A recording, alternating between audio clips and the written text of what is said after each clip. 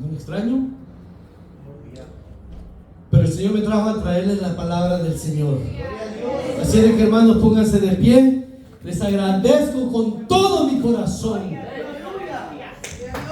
tanta misericordia que mostraron a su esposa.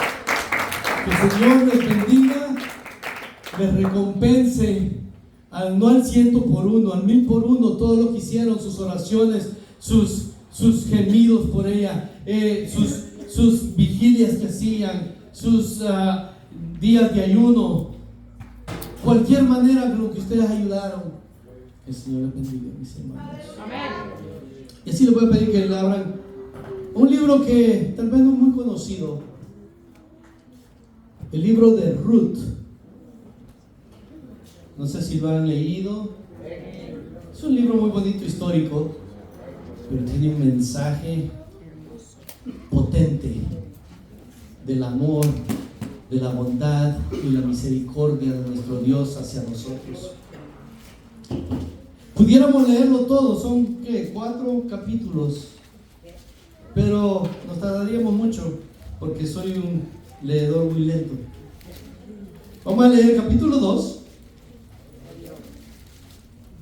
y el versículo 20. Un solo versículo vamos a tomar. Capítulo 2 de Ruth, versículo 20. Y dijo Noemí a su nuera. Si usted sabe un poco la historia de lo que se está refiriendo, Noemí era la suegra de Ruth. Noemí era una mujer que había nacido en Israel, o sea, era una judía, ¿okay? Una israelita en el pueblo de Belén. Y Ruth era de otro país, era una gentil, una moabita. Pero en Moab, Ruth se había enamorado de uno de los hijos de Noemí, se habían casado, y el hijo de Noemí muere en Moab, y Ruth y Noemí regresa a Israel. Entonces dice Noemí a su nuera: sea bendito de Jehová, pues que no ha rehusado a los vivos la benevolencia que tuvo para que ha muerto. Después le dijo Noemí: nuestro pariente es aquel varón, y uno de los que pueden redimirnos. Amado Padre Celestial, en esta noche, hermanos, venimos humildemente, Padre Santo, a traer tu palabra, Padre bendito. Tu palabra tiene que salir, Padre Santo, con fuerza, con el poder que solamente tú puedes dar, Padre Santo.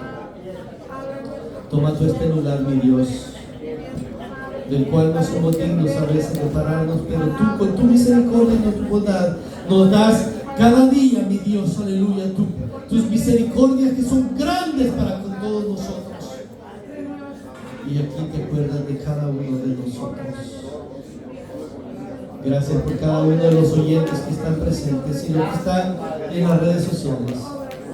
Que tu palabra, mi Dios, venga y caiga en tierra buena, en tierra fértil, y pueda hacer y llevar fruto al 30, al 60 y al 100%. Gracias. A ti sea la gloria, Padre Santo. Puede tomar su asiento, mis hermanos. El libro de Ruth, un libro escrito en el tiempo de los jueces. Los jueces eran los líderes del pueblo de Israel en tiempos antiguos. Estamos hablando 400 años después de que Moisés sacó al pueblo de Israel y fueron a la tierra prometida. Entonces hubo un tiempo de hambruna en todo Israel, y el esposo Elimelech, el esposo de Noemí, y sus 2 hijos salen de Belén a vivir a otro pueblo. ¿Pueblo de qué? De Moab. Moab era un pueblo gentil, el cual no creía en Dios. Tenían diferentes dioses, diferentes deidades. Pero allá fallece Elimelech y sus 2 hijos, Malón y Galión, Y queda nada más Noemí con sus dos nueras, Orfa y Ruth. Noemí decide volver a Belén porque reconoce y oye de que ya no hay hambre en Belén, ya hay nuevos frutos, ya pueden la gente empezar, la economía ha vuelto a levantarse, y ella regresa a Belén. Y en el camino se vienen sus dos nueras y ella trata de regresarlas porque están jóvenes y pueden rehacer su vida. De las dos, Ruth toma la iniciativa y le dice unas palabras muy famosas: tu pueblo será mi pueblo, y donde tú vayas yo iré, y donde tú mueras yo moriré, dejando así toda su parentela, su familia, sus amistades, su pueblo, su nación donde nació, para irse a un pueblo desconocido, con gente que no conocía, con un Dios que ella tal vez no conocía de la manera como lo conocía Noemí, pero mostrando una fe más grande aún que la misma Noemí. Y así hacen el recorrido de vuelta a Belén. En tiempos antiguos, la gente que era pobre, que no tenía, por ejemplo, ellos eran pobres porque no tenían un marido, un esposo que les defendiera, entonces no tenían ellas cómo trabajar. Y lo que hacía la gente pobre, iban a los campos y recogían, le llaman la vendimia, era lo que se les caía a los trabajadores del campo.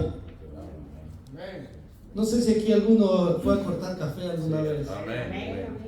Su servidor tenía como 10 años y me daba un canastito a llenarlo. Yo lo llenaba de café verde, amarillo y rojo porque no sabía la diferencia. Cuando llegábamos a llenar el costal, el café verde lo sacaban porque no era comestible en ese tiempo. Hoy sí hacen el té verde, ¿verdad? Pero en aquel tiempo no se habían inventado hacer un té de eso. Pero de todas maneras, lo que se caía del que estaba cortando, la ley no lo permitía que lo recogieran. Tenían que dejarlo porque los pobres venían detrás de ellos y ellos lo recogían. Los pobres no tenían el derecho de cortar. Ellos solo podían recoger lo que se les caía. Esa era la ley. Era para que aunque aún los pobres tuvieran algo de comer. Porque obviamente lo que cortaban era para venderlo, hacer trueque, para cambiarlo por leche, por queso o por una ovejita. ¿Sí me está entendiendo? Entonces no podían ellos, si el trabajador recibía un pago, un sueldo por cortar el fruto. Pero lo que se les caía del canasto, lo que botaban, eso ya no podían recoger. Su pago estaba siempre preparado. Pero el dueño sabía que lo que tenía que caer era para los pobres. Y entonces Ruth llega al campo a recoger espigas de trigo. El trigo lo usaban para hacer pan, o lo hacían masa, y ya con esa masa ya la cambiaban por algo más, por un queso para comer, o un poquito de leche, o otra clase de comestible, pedazo de carne. Entonces así hacían los trueques. Y viendo aquí el capítulo 2, usted va viendo toda la historia, cómo ella volvió, manda a su nuera a que vaya a buscar qué comer, encuentra este lugar, el campo de Booz. Y aquí en el capítulo 20, le estoy resumiendo la historia, capítulo 20, el versículo 20, ya Noemí ya sabe a dónde había ido, porque le pregunta anteriormente, si usted lee, le dice, ¿dónde estuviste hoy todo el día? Porque ya ella regresó con el delantal lleno de trigo ya preparado, ya limpio para hacer masa y volver a preparar, y tenía ya, por ejemplo, comida para 3-4 días. Porque vos pregunta y dice, ¿quién es esa joven que anda ahí con los detrás de los criados? Y le cuentan la historia de que era la nuera de Noemí, que había regresado con ella, que no la había dejado salir sola desde el país de Moab. Y le dice a los criados, tírenlo también del fruto, tírenlo, para que cuando ella venga detrás de ustedes, ella lo recoja. Y si Él lo recoge, no la avergüencen. Esa es la misericordia de Dios. Esa es la verdad de Dios. De que aún Él se presta y tiene el corazón para que alguien dé y alguien suelte, para que no dice y no la arrepientan, para que no la avergüencen.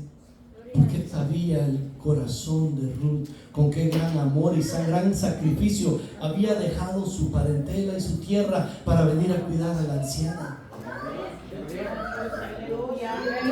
Y Dios todo eso lo recompensa. Y lo recompensa en esta vida y lo recompensa en el más allá, hermano. Porque por sus frutos serás conocido. Porque a vos no le hubiera costado decir, ¿saben qué? Sáquenla del campo. Es una moabita. No es ni siquiera israelita. Es una gentil. De la misma manera, usted y yo, ¿de qué tribu usted es de Israel? A ver, díganme, de Efraín, de Manasés, de Judá, de Leví. ¿Algún levita aquí de Israel? No, ¿verdad? ¿De dónde somos, mi hermano? A ver, ¿de qué país viene usted? Cuando le digo tribu, no se vaya a ofender, me va a decir, no, me está diciendo indígena. No. Es más, la raza indígena es la raza más pura de nuestros países. Son los verdaderos americanos de todo el continente americano. Nosotros somos mestizos, no mezclados. Pero mire, venimos de la rama de los tres hijos de Noé. ¿Cuáles eran, si se acuerdan?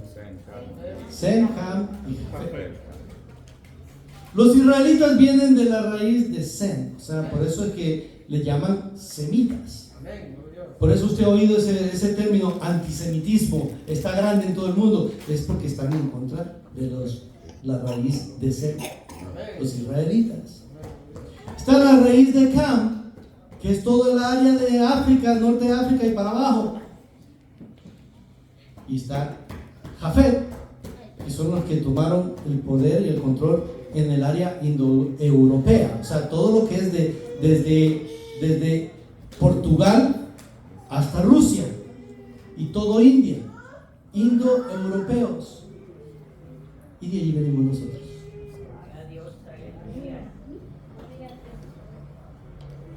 Noé le da una profecía a Jafet antes de morir.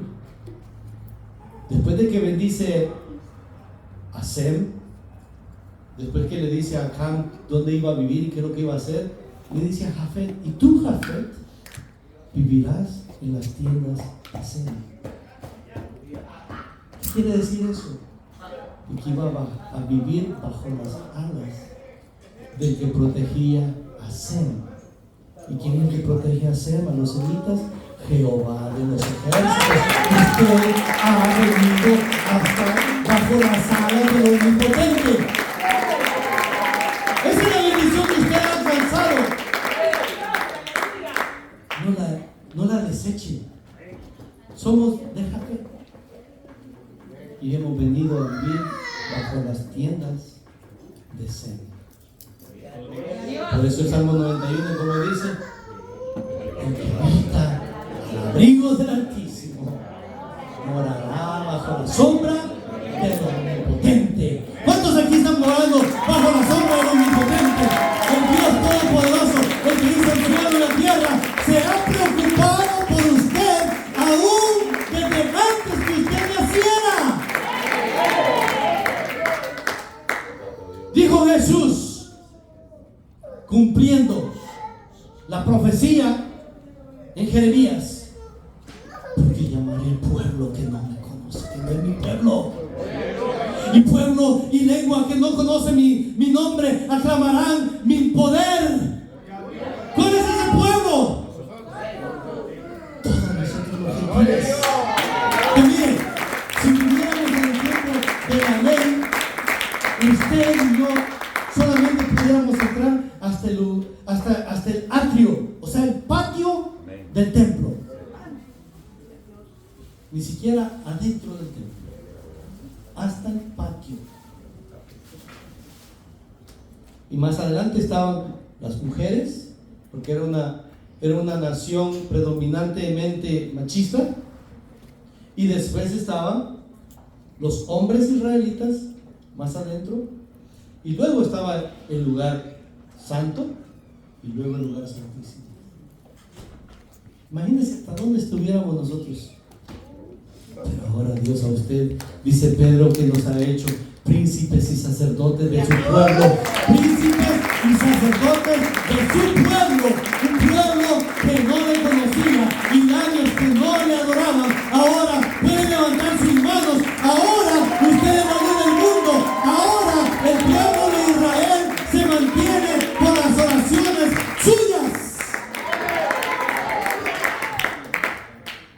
Porque el Señor dijo: orad por la paz de Jerusalén.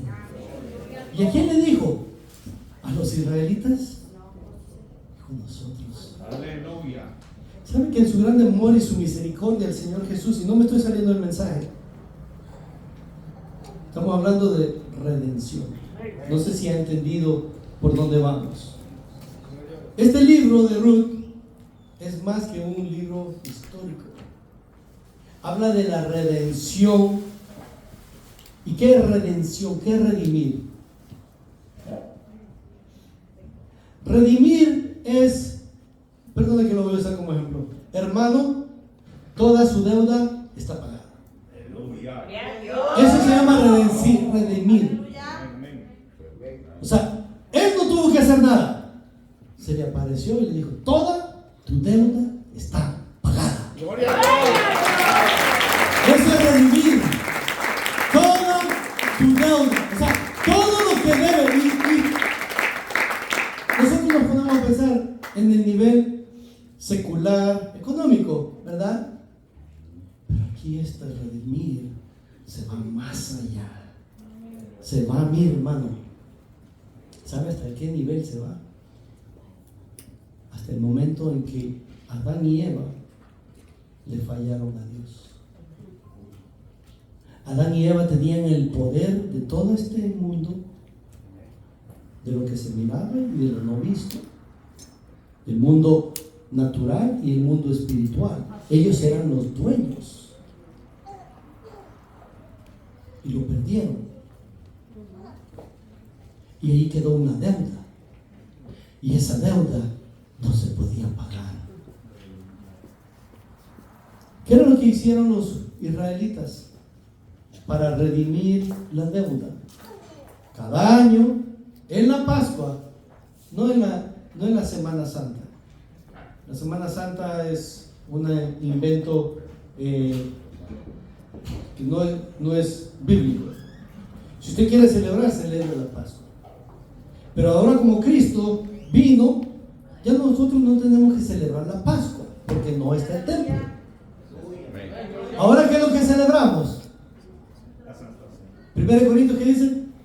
Y cuando os juntéis y celebréis la cena del Señor, mira que esto es lo que nos enseñó: comed el pan y tomad el vino. La Santa Cena implementada por el Señor Jesucristo.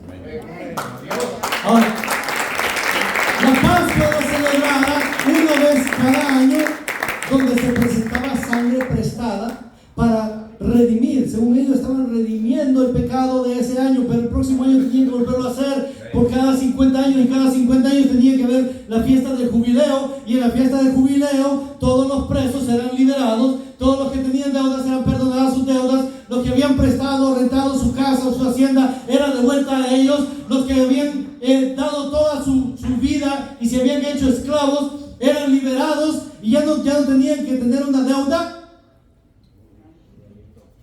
Pero Israel nunca lo celebró.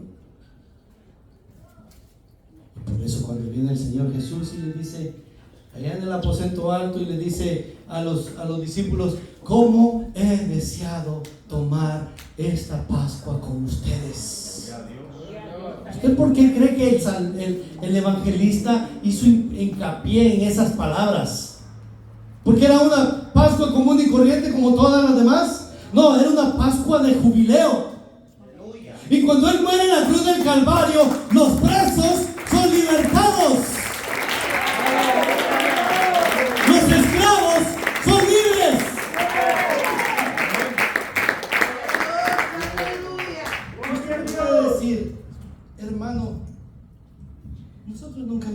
esclavos.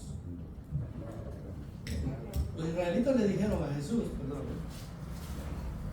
le hicieron a Jesús que ellos nunca habían sido esclavos. Esa generación tal vez.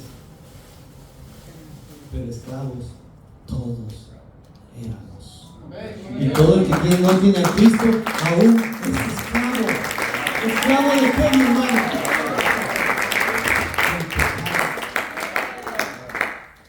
El pecado, el cual nos jala a hacer las ocasiones de pecar. El ser humano no es pecador porque peca. El ser humano peca porque es pecador. Es una diferencia muy grande. Porque el pecado lo traemos desde que Adán y Eva fallaron. Esa maldición de pecado fue transmitida a toda la humanidad. ¿Y qué es lo que hacía el pecado? Había un espacio entre Dios Santo y el ser humano pecador. Y eso no se lo podía quitar. Y eso ningún ángel podía pagar.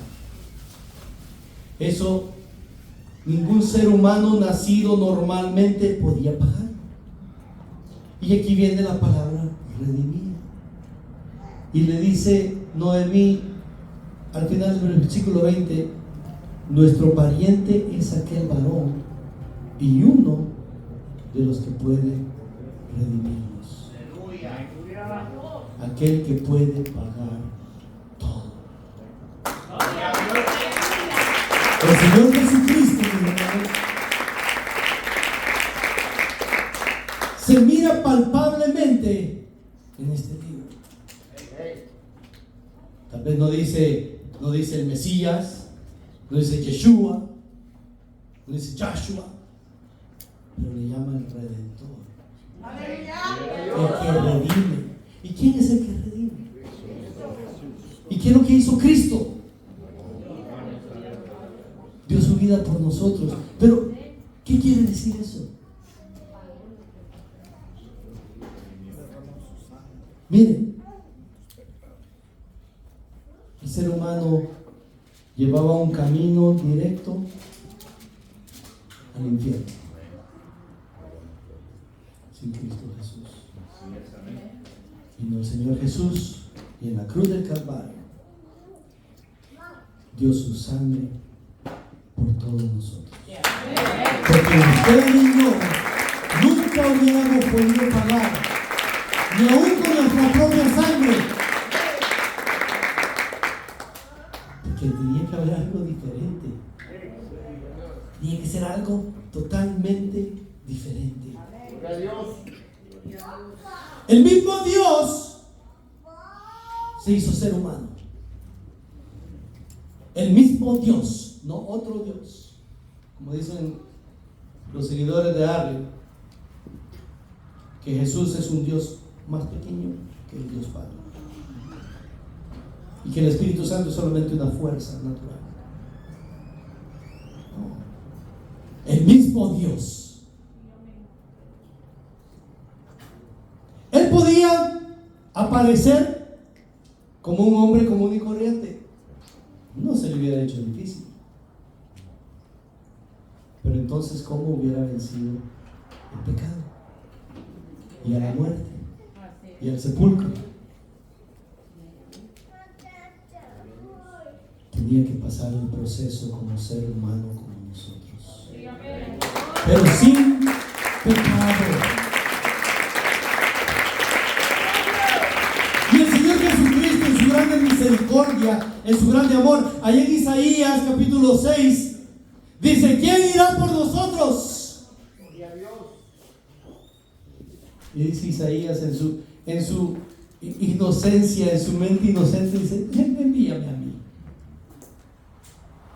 Pero el Señor Jesucristo había dicho: yo iré y yo redimiré aquello que se perdió, para que ahora Dios y el ser humano tengan una comunión, una comunicación personal y interna, en la cual el Dios Santo pueda bajar y tener esa comunicación que tenía con los seres humanos en aquel tiempo en el jardín del Edén, y ahora poder tener eso, que usted puede venir hacia Él confiadamente.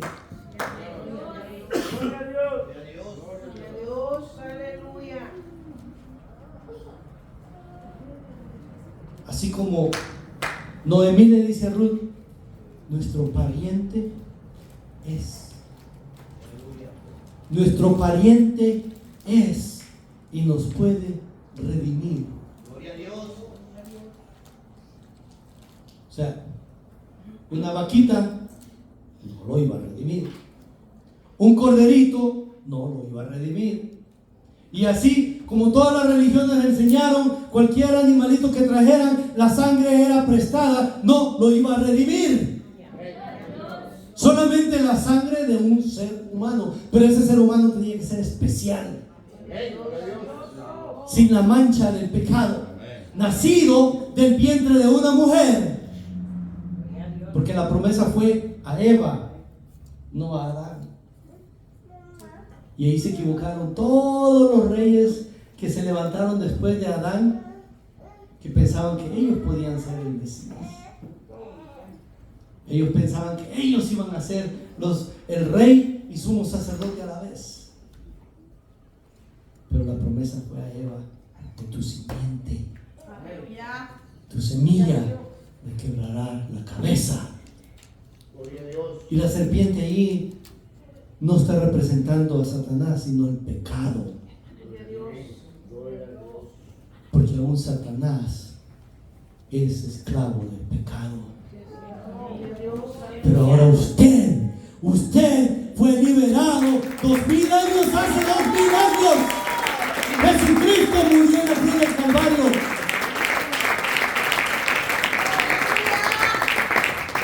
Ahora déjenme explicarlo. No sé si entienda un poco. Voy a tratar de ser un poco, no con mucha elocuencia para que lo entienda. El Evangelio es sencillo y fácil de entender.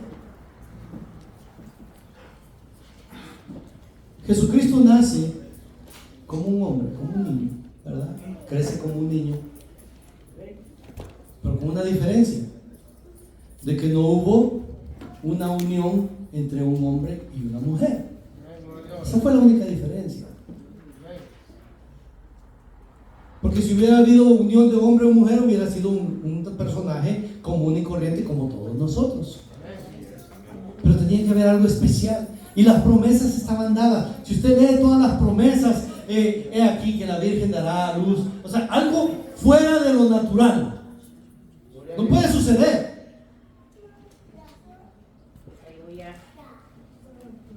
Porque él podía haber hecho otro muñeco de barro, soplado el mismo aliento de vida nuevamente y hubiera nacido otro Adán. Pero ya tenía la incubadora hecha.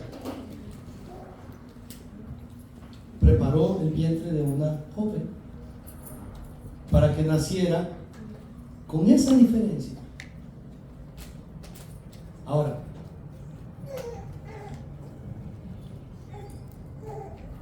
Satanás reconocía quién era Jesús. Los demonios conocían quién era Jesús. El pecado y la muerte reconocían quién era Jesús. Los humanos no lo reconocían. Y los mismos humanos lo entregaron a la muerte. Pero era porque tenía que suceder. Porque si no fuera así, dice el libro de Hebreos, sin sangre no hay remisión de pecado. Tenía que haber sangre. Porque un ser humano falló, tenía que ser pagado por un ser humano también.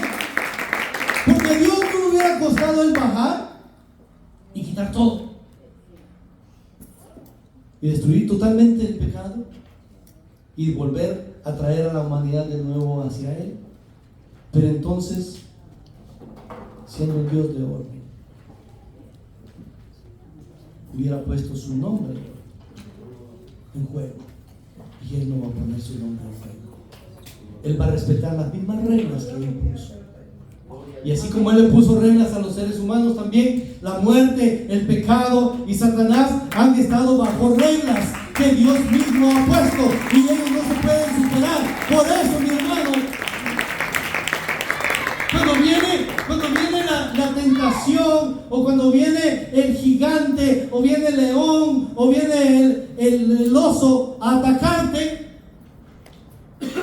no tiene potestad para matarte.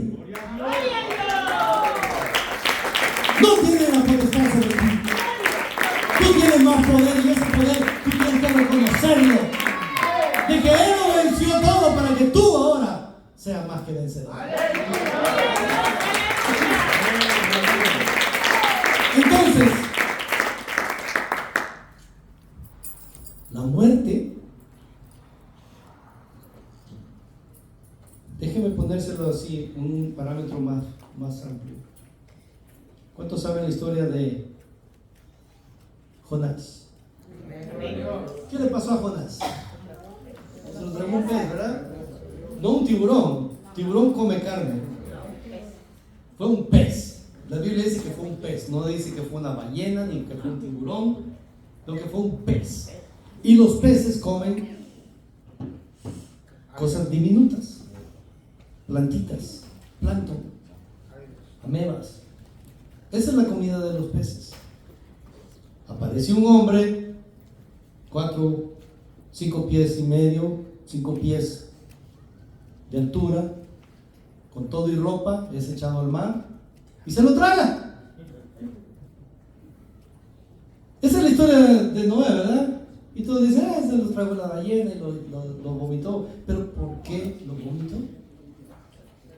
Porque esa no era la clase de comida que estaba acostumbrado a digerir. Podemos decir que Jonás le falló a Dios y por eso lo aventaron. Sí, pero el mensaje principal no es que Jonás haya querido ir. No, Dios lo que quería era que nosotros ahora, mire, en el tiempo de los profetas ellos miraban hacia el futuro buscando al Mesías, pero lo miraban todo borroso. Y él aparecía, cada 1000 años aparecía alguien y ponía algo más y decía, no, es que van a ser de una virgen. El otro decía, no, es que van a ser en Belén. El otro decía, bueno, va a ser de la familia del rey David, va a ser de Judá. Y el otro decía, no, pero va a ser un sumo sacerdote, entonces tiene que ser de la ley de la familia de Leví. Y así, mire, 2000 años después de la promesa, se juntaron las ramas de Judá con Leví. Por eso el evangelista habla y dice que llegó María y fue a visitar a su prima Elizabeth, que estaba casada con el profeta Zacarías, con el sumo sacerdote Zacarías, porque Zacarías era del sumo sacerdocio de Aarón, y también Elizabeth era de las hijas de Aarón, y María era su prima. Allí ya no le dice nada más. Entonces, ¿qué es lo que quiere decir? Que María venía del linaje de Leví también, y venía del linaje de Judá.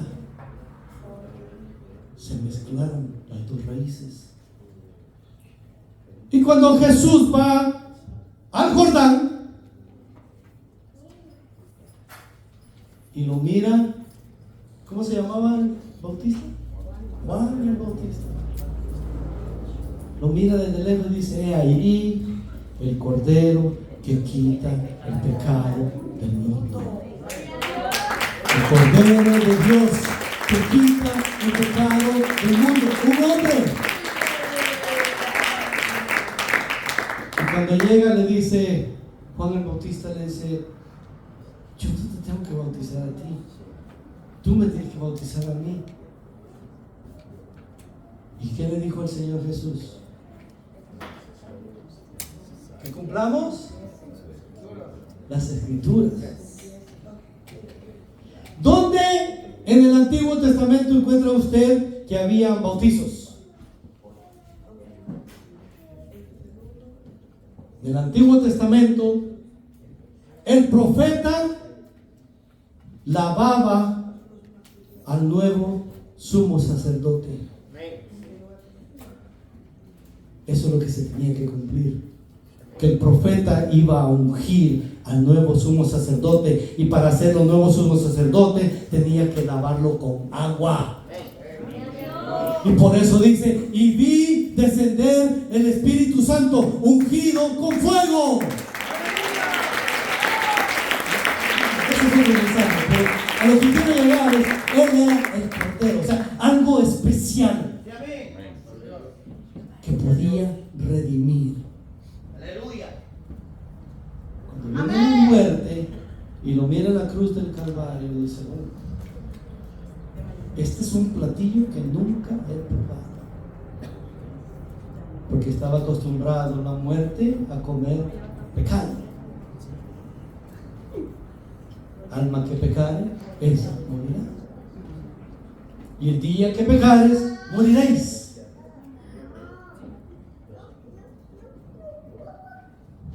Jesús no tenía pecado. Pero la muerte pensó: si me como a Dios, me convierto en Dios. ¿Sí, no? Si destruye a Dios, te conviertes en Dios, eres más poderoso que Dios. Eso es lo que la muerte pensó. No había entendido la historia de Jonás. Usted sí la entiende, ¿no? Si no estaba acostumbrado a comerlo, tenía que sacarlo. De la misma manera, la muerte quiso comerse al Señor Jesucristo y mantenerlo en su vientre, y a los 3 días no lo soportó porque no estaba acostumbrado a comer algo que no tenía pecado. Estaba acostumbrado a comer y a digerir pecado. Por eso perdió su poder. Por eso tú y yo somos libres del pecado, porque Él lo venció.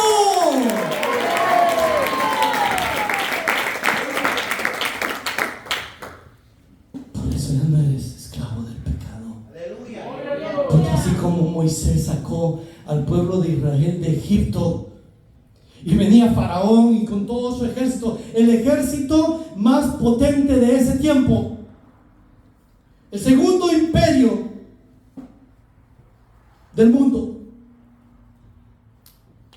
venían detrás de ellos, y le dijo Moisés al pueblo de Israel: no tengan miedo, porque este enemigo que hoy ven, nunca más lo volverán a ver. De la misma manera, Jesucristo con su sangre nos ha limpiado, nos ha quitado el pecado, aquello que nos dividía, y el enemigo que nos perseguía y nos tenía esclavos, el cual vivíamos antes de conocer a Cristo, nunca más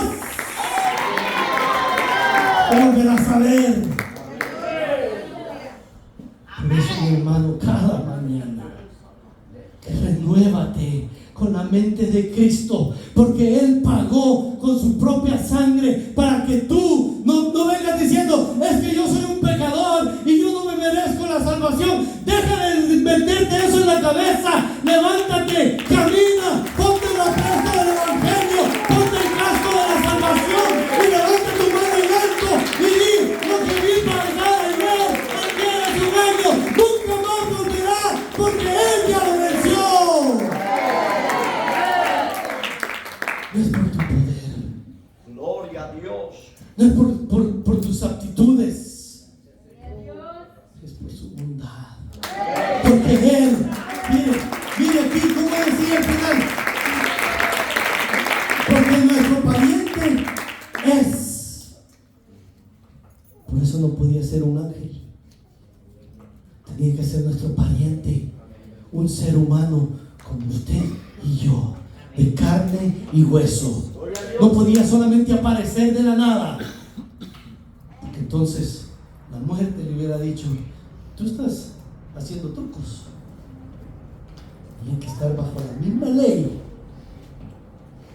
Y qué engañado fue Satanás, vencido, la muerte, el pecado, que nos ataban. Gloria a Dios. Así, mis hermanos, Gloria a Jesús. me gusta mucho este mensaje del Redentor. Lo encontramos en toda la Biblia. El libro de los jueces me gusta mucho, no sé si algunos de ustedes lo han leído, ya se los he recomendado. Aparte de ser un libro histórico, es el libro que nos enseña al Dios misericordioso del millón de oportunidades. Vemos cómo el pueblo falla y envía jueces, los levanta y vuelve a fallar y envía jueces y lo vuelve a levantar. Y me llama la atención la historia de un hombre que vivió en ese tiempo. Y la Biblia lo habla, y que tenía una fuerza sobrenatural. ¿Cómo se llamaba? Sansón. Pero lo que me llama la atención es al final de sus días, cuando él muere. Dice el escritor: y el día que murió Sansón, ese día destruyó más enemigos que los que había destruido en su vida. De la misma manera, cuando el Señor Jesucristo es levantado en la cruz del Calvario, sus brazos alzados. Mire, usted tiene su hermano o su hermana que le puede levantar sus manos cuando usted está caído, cuando está débil o no tiene fuerzas. Jesús no tuvo a Juan, a Pedro, a Jacobo, a Tomás, a ninguno de los discípulos, ni de los 70 que había enviado, que llegaran y le dijeran: ¿sabes qué? Aquí estamos. Es más, en el jardín de Getsemaní, ninguno de ellos llegó allí para ayudarle, aún en la oración. Pero él sabía el poder que hay en tener las manos levantadas a Dios. Y se prestó de un madero que le mantuvieran sus manos levantadas en esa agonía de 6 horas. Y a las 3 de la tarde dice que expiró. Pero sus manos siempre estuvieron alzadas, así como Moisés tuvo a Hur y a Aarón a un lado. Y cuando le levantaban las manos al cielo, Amalek, que quiere decir parásito, Amalek, que estaba atacando a la retaguardia, a los débiles y a los enfermos del pueblo, dice que Amalek era vencido. De la misma manera como Sansón mató más enemigos el día de su muerte, Jesús, cuando expiró, destruyó a la muerte, al pecado, al sepulcro, a Satanás, al mundo. Mire todo lo que destruyó por amor a usted y a mí, para que con libertad podamos cantarle, alabarle, venir a Él y confiadamente saber que Él nos va a contestar nuestras oraciones. Póngase de pie, hermano. Ese es el Dios que usted ha venido a conocer. Ese es el Dios que se le atravesó en su vereda, ni siquiera su camino. Su vereda, que vivía en oscuridad, Él se lo alumbró y le hizo que lo conociera personalmente. Pasa, hermano, que lo conociera personalmente. Job decía: he aquí que te oídas, te había oído. Y así estamos nosotros muchas veces. Tenemos esto y solamente lo tenemos de oídas. El libro menos estudiado, el libro menos comprendido, el menos leído, el más vendido. No hay un libro en toda la tierra que se compare a las ventas de este libro, además regalado. Y aún así no lo podemos llegar a entender. Aquí está la autobiografía de nuestro Dios. Nos muestra su amor y su bondad. Cómo nos ha amado en nuestro diario vivir. Esos senderos de oscuridad en el que vivías, Dios lo ha alumbrado y ha hecho un camino, el cual es visto desde lejos. Y mira, te miran los demonios y desde lejos dicen: ahí viene ese que nos puede destruir. Pero no lo miran a usted. Entienda eso, mi hermano. Miran la cobertura de su coronilla de su cabeza hasta la punta de sus pies. empapado en la sangre de Cristo. Gloria a Dios, aleluya. Porque es lo que Dios mira cuando usted viene a Él. Aleluya. Dios a lo sumo lo exaltó Gracias, Padre Santo. y su nombre engrandeció para que ante Quisiera invitar al pueblo. Pásenme. toda rodilla se Oremos unos por los otros. y toda lengua confiese que Tómenle la mano, Jesús que sea la es suya, sí. el Señor. Si nunca le he agarrado las manos, hermanos, agárrense. Mas Dios Vamos a orar los unos por los otros. exaltó Diáconos, y su oren por nombre el pueblo. engrandeció Ustedes están preparados para orar por los jóvenes, por los hermanos. Dios a lo sumo lo Diaconisa, servidora, exaltó oren por las y hermanas, su por nombre favor. engrandeció para Padre Santo, que que nadie se quede atrás. Aquí hay mucho espacio. toda rodilla Tenemos se doble. invitados que tienen necesidad. Aquí estamos juntos. Jesús es el Señor. Padre Santo, gracias Señor Jesús. Te rogamos, mi Dios, Padre Santo, que tu palabra ha sido predicada en tu pueblo, mi Dios. Humildemente hemos venido, Padre Santo, reconociendo nuestra necesidad de ti, Padre bendito. Cada día, Padre Santo. Mira, Padre bendito, la necesidad de cada uno de los que estamos aquí reunidos, Padre Santo. De los jóvenes, de las damas, de los caballeros, de las jóvenes, los niños, los ancianos, las ancianas. Oramos, Padre bendito, Sentado en su trono glorioso, obrando en cada uno de mis hermanos, Padre Santo. a la diestra del Padre gobierna Jesús. Necesidad familiar, necesidad, Padre Santo, Ojos de fuego económica, provisor, de trabajo. Que seas tú proveyendo, Padre bendito, que ellos puedan ver la gloria de tu nombre en todo lo que tú haces, Padre Santo. poderoso,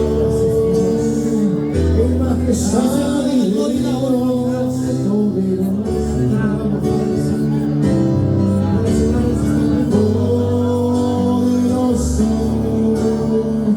Potestad imperio poderoso,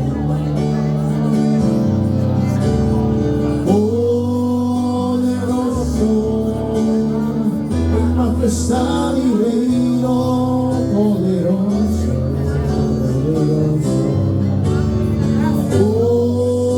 poderoso, Y sea toda la gloria.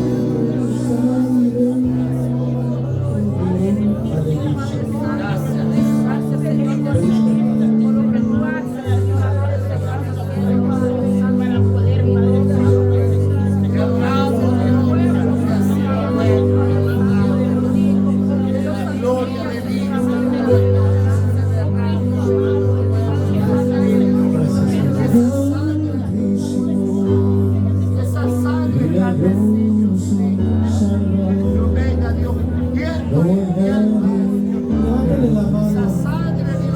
Aquí está la paz suya. Y no pida por nada para usted. Pida por una necesidad de aquel que está a su lado derecho, de aquel que está a su lado izquierdo.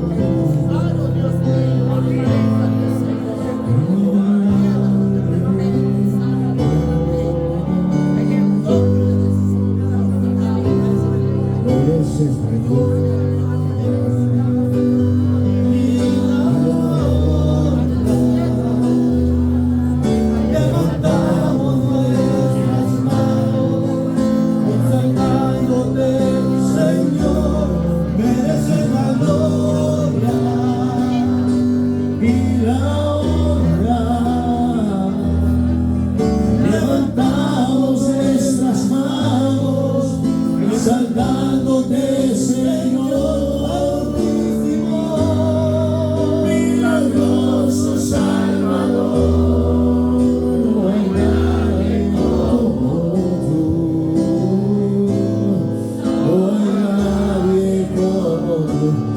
Altísimo, milagroso Salvador. Dice toda la gloria. No hay No hay nadie como tú, mi Dios. no hay nadie como tú. Altísimo, milagroso Salvador. No hay nadie como tú. No hay nadie como tú. Inmamable es mi Dios. Milagroso Salvador. No hay nadie como tú. No hay nadie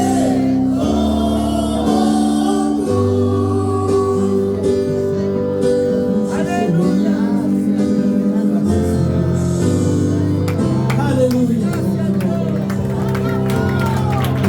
Tiempo con nuestro hermano pastor. Que el Señor los bendiga, hermanos. Gracias por su atención. Y nuevamente gracias por todo, mi hermano. Dios les bendiga.